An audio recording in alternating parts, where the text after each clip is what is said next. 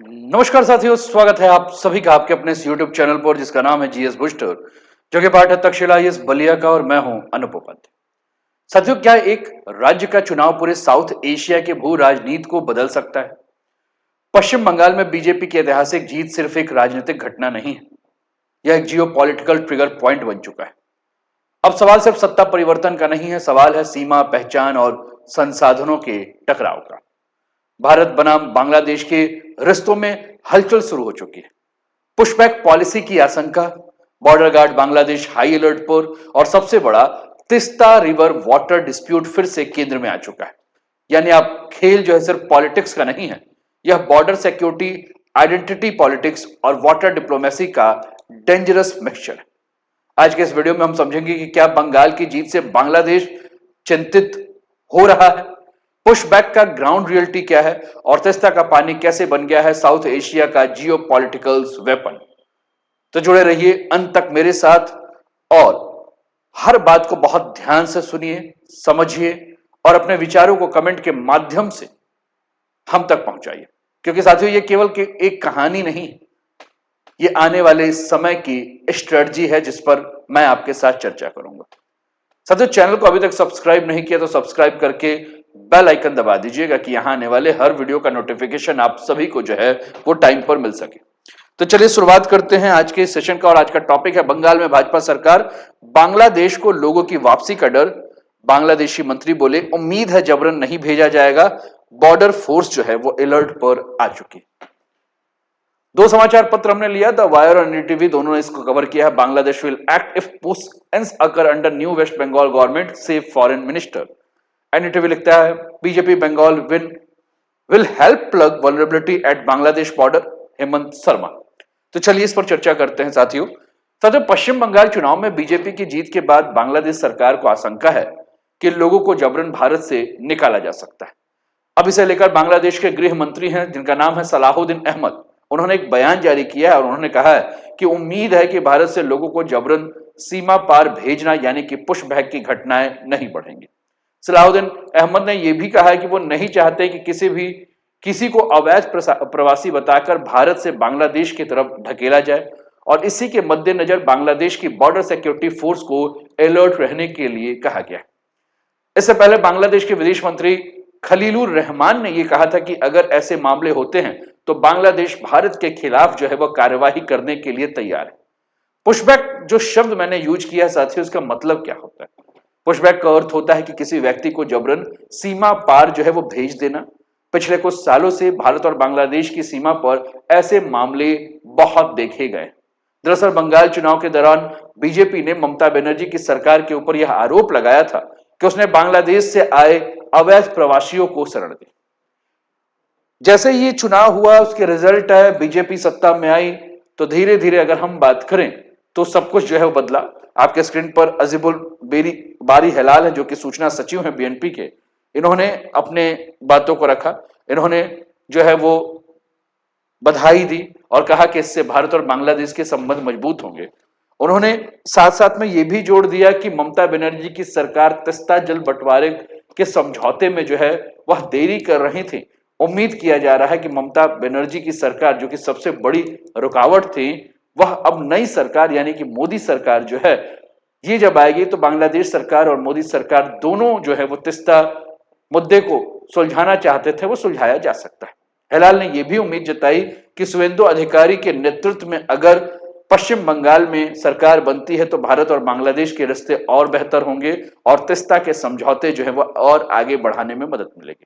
साथ में यह भी कहा गया कि भारत के राज्यों में बांग्लादेश के साथ सबसे लंबी सीमा जो है वो पश्चिम बंगाल की लगती है, इसलिए वहां की राजनीति का असर सीधे जो है वो दोनों देशों के संबंधों पर पड़ेगा। वहां का सत्ता बदलना दोनों देशों के लिए अच्छा है, इससे दोनों देशों के बीच सीमा मुद्दे जो है वो सुधार होंगे। साथियों, आप अपनी स्क्रीन पर बांग्लादेश का अगर हम बॉर्डर देखें तो आपके स्क्रीन पर ये बांग्लादेश का बॉर्डर है जिसकी कुल लंबाई जो है वो 4096 किलोमीटर है और ये लॉन्गेस्ट और मोस्ट कॉम्प्लेक्स बॉर्डर जो है वो पूरे विश्व का है। साथियों, अगर हम बात करें तो इस बॉर्डर में 25 से 30% दलदली क्षेत्र है, मार्सी है, जहां से नदियां, स्वयं जो बाढ़ के मैदान, ये सभी कुछ जो है गुजरते हैं, इसलिए यहां बाढ़ देना जो है बहुत मुश्किल है। इरेगुलर बॉर्डर लाइंस है, क्योंकि पार्टीशन के समय जो है वो आउटडेटेड मैप को जो है यूज किया गया था और इसलिए जग जो है वो आपको बॉर्डर लाइन देखने को मिल रहा है। और सबसे बड़ी बात करें तो ये सबसे ज्यादा ऐसा सेंसिटिव एरिया है जहां की क्रॉस बॉर्डर मूवमेंट, माइग्रेशन हो, व्यापार हो, स्मगलिंग हो, ये यहां देखने को मिलता है। 2014 से 2024 तक की अगर हम बात करें साथियों, तो ये जो पूरा का पूरा जो क्षेत्र बांग्लादेश की अगर हम बात कर रहे हैं तो अवैध प्रवासन, तस्करी, घुसपैठ और सीमा अपराध का एक बहुत बड़ा मुद्दा था। बीजेपी लंबे समय से बंगाल में इलीगल माइग्रेशन को लेकर बात करती रही और इलीगल माइग्रेशन को चुनावी मुद्दा जो है बनाती रही। कई चुनाव प्रचार में बीजेपी के नेताओं ने बांग्लादेशी इन्फिल्ट्रेशन को मुद्दा बनाया और इसी कारण बांग्लादेश को इस बात का डर है कि नई सरकार कहीं अधिक कठोर सीमा नीति जो है वो अपना सकती है। साथियों, अपने स्क्रीन पर 2014 से 2024 का जो डाटा है, जिसमें से आप देखेंगे तो भारत और बांग्लादेश के बॉर्डर के माध्यम से 7,528 घुसपैठ की घटनाएं हुई। वही पाकिस्तान के बॉर्डर से 425, भारत म्यांमार के बॉर्डर पर 298, भारत नेपाल व भूटान के बॉर्डर पर 157 और भारत चीन के बॉर्डर पर 0 घुसपैठ की घटनाएं देखने को मिली। साथियों, बंगाल चुनाव अब साउथ एशिया के जियोपॉलिटिक्स का एक हिस्सा बन चुका है। पहले पश्चिम बंगाल की राजनीति मुख्यतः राज तक सीमित मानी जाती थी, लेकिन अब बांग्लादेश, चाइना और भारत की नेशनल सिक्योरिटी एजेंसियां सभी जो है बंगाल की राजनीति को जो है रणनीतिक नजर से देख रही हैं, क्योंकि बंगाल बांग्लादेश का गेटवे है, नॉर्थ ईस्ट इंडिया का एसेस कॉरिडोर है और बे ऑफ बंगाल के जियोपॉलिटिक्स का एक बहुत बड़ा हिस्सा है। बांग्लादेश की सत्ताधारी पार्टी के नेताओं को इस बात का उम्मीद है कि तिस्ता वाटर डील जैसे मुद्दे जो है वो भी सुलझ जाएंगे। साथियों, तिस्ता नदी का 50% पानी जो है वह बांग्लादेश डिमांड कर रहा है। तिस्ता नदी के बारे में अगर हम बात करें साथियों, तो इसका अर्थ होता है त्रिशोता, यानी कि 3 प्रवाहों वाली नदी, और इसका जो उद्गम है वो सिक्किम में है, 100 लाहमो झील। मान्यता है हिंदू पुराणों के मुताबिक तिस्ता नदी माता पार्वती के शरीर से जो है निकलती है। तिस्ता नदी भारत में जो कुल लंबाई अगर हम बात करें तो 305 किलोमीटर है, बांग्लादेश में इसकी लंबाई 109 किलोमीटर है। तिस्ता नदी बांग्लादेश में जाकर ब्रह्मपुत्र नदी से जो है वो मिल जाती है और इसका प्रवाह सिक्किम, पश्चिम बंगाल और बांग्लादेश में। बांग्लादेश के 14% इलाके की जो सिंचाई है वो तिस्ता नदी के ऊपर निर्भर है और भारत और बांग्लादेश के बीच तिस्ता नदी के बंटवारे को लेकर विवाद है। तो हमने कहा कि तिस्ता नदी का 50% पानी जो है वो बांग्लादेश रखता है। तिस्ता नदी जो निकल रही है वो जिस ग्लेशियर से निकलती है उसका नाम है पाहू नरी ग्लेशियर, और ये सिक्किम के से जो है इस ग्लेशियर है, और वहां से जैसा कि हमने कहा कि सिक्किम से पश्चिम बंगाल और पश्चिम बंगाल से बांग्लादेश, ये नदी है, कुल लंबाई 414 किलोमीटर है, जिसमें अधिकांश हमने सिक्किम और पश्चिम बंगाल में देखने को मिला। बांग्लादेश में 2 करोड़ और भारत में अगर हम बात करें तो 1 करोड़ लोगों का जीवन यापन जो है वह इसी नदी के साथ जुड़ा हुआ है। तिस्ता नदी की 83% यात्रा जो है उस भारत में होती है और 17% यात्रा जो है वो बांग्लादेश में होती है। तिस्ता नदी के बारे में अगर हम बात करें साथियों, तो भारत चाहता है कि 55% पानी जो है वो भारत के पास रहे, और कई जानकार ये भी कहते हैं कि अगर तिस्ता नदी समझौता होता है तो पश्चिम बंगाल नदी के पानी का मन मुताबिक इस्तेमाल नहीं कर पाएगा, और यही कारण है कि ममता बनर्जी हमेशा जो है वो तिस्ता नदी के मुद्दे को टालती रहती है। अगर हम बंगाल के बारे में अगर हम बात करें साथियों, तो एग्रीकल्चर और फूड सिक्योरिटी के लिए तिस्ता नदी बहुत ज्यादा इंपॉर्टेंट है। ड्रिंकिंग वाटर यानी कि पेयजल के लिए और लोगों को अपना जीवन यापन करने के लिए अगर हम बात करें तो नदी का जल बहुत आवश्यकता है। इसके अलावा सिक्किम में कई हाइड्रो पावर प्रोजेक्ट इसी नदी के ऊपर हैं। भारत के लिए एनर्जी सिक्योरिटी बहुत इंपॉर्टेंट है, और अगर ये सारा काम हो रहा है तो कहीं ना कहीं बांग्लादेश में पानी कम होगा, तो यही शुरू से कॉन्फ्लिक्ट ऑफ इंटरेस्ट जो है वह टकराव की बात है। साथियों, बांग्लादेश बार बार फेयर वाटर शेयरिंग की मांग करता है, लेकिन वेस्ट बंगाल की राज्य सरकार ने इस एग्रीमेंट को कई बार जो है वो रोका है, और यह सिर्फ पानी के मुद्दा नहीं है बल्कि centre versus state versus neighbour country का जो है वो एक बहुत बड़ा तनाव का मुद्दा बन चुका है।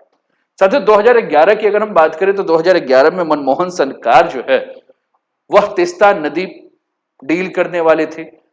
दिल्ली में मनमोहन सरकार और ढाका में शेख हसीना दोनों तिस्ता नदी के पानी के बंटवारे को एकदम करीब तक पहुंच चुके थे, और यह फॉर्मूला तय किया गया था कि तिस्ता नदी से 33.5% पानी बांग्लादेश को और 42.5% पानी इंडिया को मिलेगा, और बाकी जो पानी होगा वह इकोसिस्टम को बनाए रखने के लिए जरूरी है। लेकिन अचानक इसी कहानी में एंट्री होती है ममता बनर्जी की, और उन्होंने सीधे कहा कि नॉर्थ बंगाल के किसानों का क्या होगा, और राज्य से बिना पूछे हुए इस प्रकार का एग्रीमेंट कैसे किया गया। साथियों, ढाका में यह मैसेज गया कि भारत की विदेश नीति जो है वो दिल्ली से बनती है, लेकिन राज्य जो है वो भारत की विदेश नीति को कभी भी बदल सकता है, यानी कि डोमेस्टिक पॉलिसी जो है इंटरनेशनल पॉलिसी को जो है बदल सकती है। साथियों, यहां ममता वर्सेस दिल्ली की लड़ाई शुरू हुई, यानी कि राज्य वर्सेस केंद्र, यानी कि फेडरल जियोपॉलिटिक्स की लड़ाई हमें देखने को मिलता है। विदेश नीति बार बार यह कहता है कि विदेश नीति में केंद्र सरकार के पास जो है वो पूरा का पूरा अधिकार है, लेकिन नदी राज्यों से होकर गुजरती है। जैसे कि टिस्टा डिस्प्यूट की बात करें तो कहीं ना कहीं राज्य जो है वो ज्यादा इंटरफेयर करने लगा। साथियों, यहां केवल भारत और बांग्लादेश की बात नहीं, यहां चाइना भी एक बहुत बड़ा मुद्दा बन रहा है, क्योंकि चीन पहले से बांग्लादेश के इंफ्रास्ट्रक्चर पर जो है वो इन्वेस्ट कर रहा है, वहां पोर्ट्स पर, रिवर प्रोजेक्ट्स पर और साउथ एशिया की कनेक्टिविटी पर जो है वो निवेश कर रहा है। अगर भारत बांग्लादेश के संबंध कमजोर होते हैं तो चीन इसका स्ट्रेटेजिक फायदा उठा सकता है। बे ऑफ बंगाल में बीजिंग का इन्फ्लुएंस जो है बढ़ सकता है। इसलिए तिस्ता का जो विवाद है यह केवल एक जल का विवाद नहीं है, बल्कि इंडो पैसिफिक जियोपॉलिटिक्स का जो है वो हिस्सा बन चुका है। भारत इस समय अगर हम बात करें तो भारत के सामने जो पूरी चुनौती है, इस चुनौती में निर्णय को संतुलित रूप से लेना जो है एक बहुत बड़ी समस्या है। एक तरफ भारत को अपनी सीमा सुरक्षा को भी बना के रखना है और दूसरा पड़ोसियों के साथ संबंध को भी बहुत ज्यादा बना के रखना है, यानी कि राष्ट्रीय सुरक्षा भी भारत को बना के रखना है कि अवैध घुसपैठ ना हो, सीमा क्षेत्र में शांति बने रहे और आंतरिक व्यवस्था जो है वो स्थिर और सुरक्षित रहे। यानी कि भारत के लिए इस समय एक बहुत बड़े संतुलन की परीक्षा है कि बांग्लादेश के साथ संबंध अच्छे हों, व्यापार संपर्क बढ़ाने के अवसर मिले, आपसी विश्वास जो है वो कमजोर ना हो। क्योंकि अगर ये सब कुछ हुआ तो भारत की समस्या है, घुसपैठ की समस्या को अनदेखा भी नहीं कर सकते। तो साथियों, देश के अंदर राजनीतिक दबाव अगर बढ़ेगा तो सीमा पर जुड़े जैसे कि वेस्ट बंगाल, असम में असंतोष होगा और सुरक्षा संबंधी चिंताएं जो है वो बढ़ेंगी। अगर हम तिस्ता के बारे में बात कर रहे हैं साथियों, तो हम यहां नेपाल को नहीं छोड़ सकते हैं, लेकिन उसके पहले आपकी स्क्रीन पर मैं बांग्लादेश और भारत के बीच में 3 नदियों को लेकर बात करूंगा। तिस्ता नदी, गंगा नदी और बराक नदी। बांग्लादेश और भारत में 3 नदियों को लेकर विवाद है। तिस्ता नदी का विवाद हमने देखा, जिसमें दोनों देशों के बीच सबसे बड़ा नदी विवाद है। पानी का बंटवारा तय नहीं, सर्दियों में पानी तिस्ता नदी में बहुत कम हो जाता है। गंगा नदी 30 साल तक का समझौता है, 2026 में यह समझौता खत्म हो जाएगा। बांग्लादेश का आरोप है कि भारत सूखे मौसम में कम पानी जो है वो गंगा नदी से छोड़ता है। तीसरी नदी है बराक नदी। भारत इस नदी पर बांध और हाइड्रो पावर प्रोजेक्ट बना रहा है। बांग्लादेश को चिंता है कि भारत नदी के बहाव को कंट्रोल कर सकता है। विवाद का मुख्य वजह है कि अगर जब सूखा का समय आए तो पानी की कमी हो जाएगी। बाढ़ के समय कहीं ऐसा मत हो कि बहुत ज्यादा पानी छोड़ दिया जाए। बांध और बैराज का निर्माण हो रहा है, खेती और रोजी रोटी के ऊपर जो है वो असर पड़ेगा। अब जब हम तिस्ता नदी के बारे में अगर हम बात कर रहे हैं साथियों, तो एक तस्वीर आपके स्क्रीन पर है 1815 के एग्रीमेंट की। साथियों, 1816 नेपाल और उस समय की ईस्ट इंडिया कंपनी के साथ सुगौली की संधि हुई, लेकिन उस संधि के 1 साल पहले की अगर हम बात करें तो नेपाल के राजा और ईस्ट इंडिया कंपनी के बीच तिस्ता नदी के पानी को लेकर समझौता हुआ। तब राजा ने नदी के बड़े हिस्से का नियंत्रण अंग्रेजों को सौंप दिया था और बांग्लादेश के आजाद होने के 12 साल बाद 1983 में दोनों देशों के बीच अंतरिम समझौता हुआ। इसमें बांग्लादेश को 36% और भारत को 39% पानी देने की बात हुई, जबकि 25% हिस्से जो है उस पर यह फैसला किया गया कि बाद में समय निकालकर फैसला किया जाएगा। लेकिन यह समझौता पूरी तरह से लागू नहीं हो पाया। बाद में बांग्लादेश ने यह कहना शुरू कर दिया कि उसे जितना पानी मिल रहा है वह जरूरत के हिसाब से कम है, सूखे में उसे इतने पानी से गुजारा नहीं हो रहा है। साल 2014 जब नरेंद्र मोदी की सरकार बनी, तो नरेंद्र मोदी की सरकार के समय आपकी स्क्रीन पर तस्वीर है 2016 की, जब प्रधानमंत्री मोदी, बांग्लादेश के पीएम शेख हसीना और बंगाल की मुख्यमंत्री ममता बनर्जी तीनों शांति निकेतन में एक कार्यक्रम में पहुंचे थे। ठीक, तो 2014 के बाद मोदी सरकार ने इंटरेस्ट दिखाया और इस दौरान दोनों नेताओं ने बांग्लादेश को तिस्ता के बंटवारे पर सहमति पर यकीन दिलाया था। लेकिन 11 साल बीतने के बावजूद, यानी कि अब तो 12 साल हम कह सकते हैं कि बीतने के बावजूद अगर हम बात करें तो इस समझौते का समाधान नहीं निकला। भारत और बांग्लादेश के बीच में साथियों केवल 2 नदियों पर समझौता है, जैसा कि हमने बात किया, एक गंगा नदी, दूसरा हमने कहा तिस्ता नदी। ठीक, लेकिन भारत और बांग्लादेश के बीच में अगर हम बात करें तो करीब 54 साझा नदियां हैं, लेकिन अभी तक केवल 2 बड़े नदियों पर है। जैसा कि हमने कहा कि पहला गंगा नदी पर, जो कि 1996 में हुआ, 2026 में खत्म हो जाएगा, और दूसरा कुशियारा नदी पर समझौता है, सितंबर 2022 का समझौता हुआ था। साथियों, कुशियारा डील के तहत बांग्लादेश कुशियारा नदी के सीमित मात्रा के पानी की जो अनुमति है, जो कि सिंचाई और खेती में मदद मिलेगी। वही गंगा नदी के बारे में हमने अभी चर्चा किया कि 30 साल तक जो है वो समझौता बना हुआ है। ठीक, तो ये जो है वो कंडीशन है दोनों देशों के बीच की। अगर हम बात कर रहे हैं दोनों देशों के बीच के तनाव के बारे में हम बात करें तो ये कंडीशन। बांग्लादेश के बारे में अगर हम बात करें साथियों तो ये वेस्ट बंगाल, आसाम, मेघालय और त्रिपुरा के साथ जो है वो सीमा साझा करने वाला ये राज्य है। इसी में अगर हम बांग्लादेश को लेकर बात करें साथियों तो चिकन नेक या सिलीगुड़ी कॉरिडोर को कैसे भूल सकते हैं, ये बहुत ज्यादा सेंसिटिव एरिया है। और इसी क्षेत्र में अगर हम बात कर रहे हैं तो BRI के माध्यम से चाइना जो है वो बहुत ज्यादा एक्टिव है। तो कुल मिलाकर भारत को इधर से भी BRI, इधर से भी BRI का टेंशन है, इधर भी USA एक्टिव है, इधर भी USA एक्टिव हो रहा है, ये भी टेंशन है।